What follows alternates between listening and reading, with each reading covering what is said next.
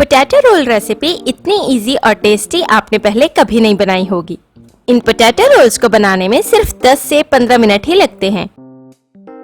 Potato role recipe के लिए ये सारी सामग्री इकट्ठी कर लें।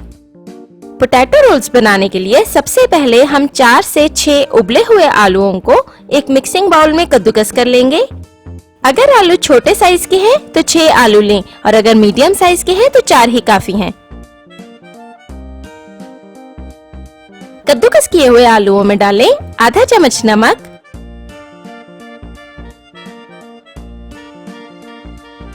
आधा चम्मच गरम मसाला,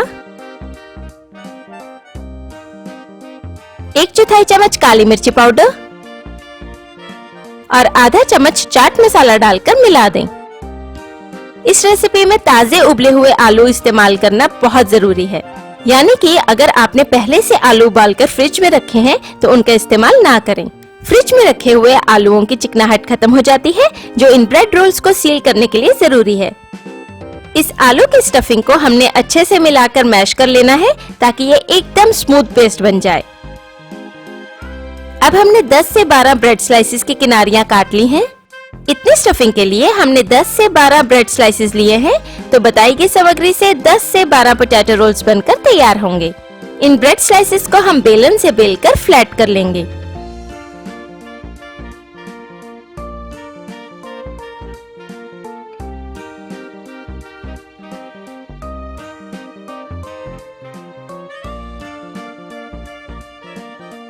अब इस फ्लैट किए हुए ब्रेड स्लाइस पर इस तरह से आलू की स्टफिंग रखकर फैला लें। एक ब्रेड स्लाइस पर तकरीबन 1.5 से 2 चम्मच स्टफिंग लगेगी।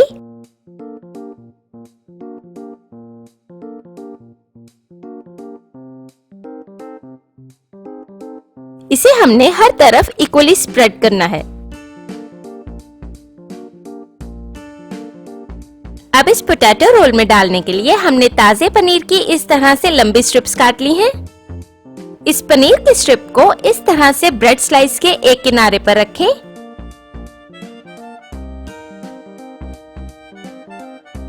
और इस तरह थोड़े टाइट प्रेशर से ब्रेड रोल को लपेट लें। इस पोटैटो रोल रेसिपी के लिए हमें एकदम ताजी और सॉफ्ट ब्रेड चाहिए।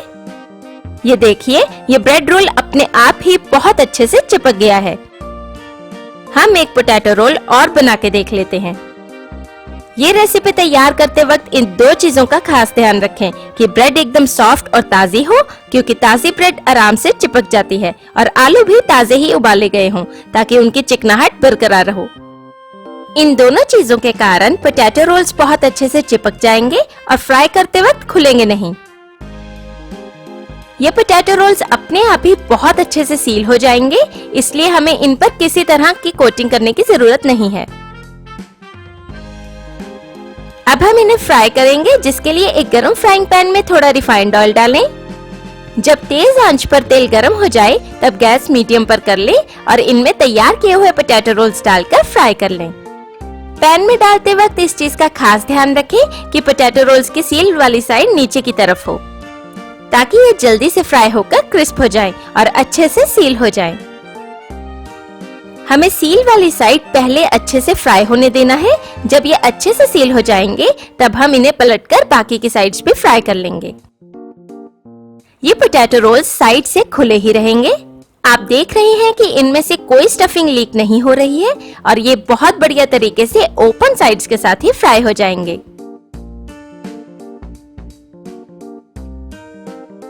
इन्हें हम उलट पलट कर हर तरफ से फ्राई कर लेंगे।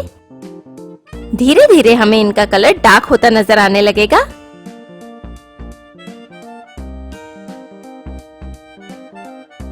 तकरीबन 3 से 4 मिनट फ्राई करने के बाद जब इनका रंग गोल्डन ब्राउन नजर आने लगे तब ये बनकर तैयार हैं। इनका ज्यादा से ज्यादा ऑयल ड्रेन करके इन्हें अब्सॉर्बिंग पेपर पर निकाल लें ताकि इनका सारा एक्स्ट्रा ऑयल अब्सॉर्ब हो जाए। इसी तरह हम बाकी के तैयार किए हुए पोटैटो रोल्स की सील वाली साइड नीचे की ओर रखकर फ्राई कर लेंगे। ये पोटैटो रोल्स बनाने का यकीनन सबसे आसान तरीका है। इन बाहर से क्रिस्पी और अंदर से सॉफ्ट पोटैटो रोल्स को टोमेटो केचप और गर्मा गर्म चाय के साथ सर्व करें।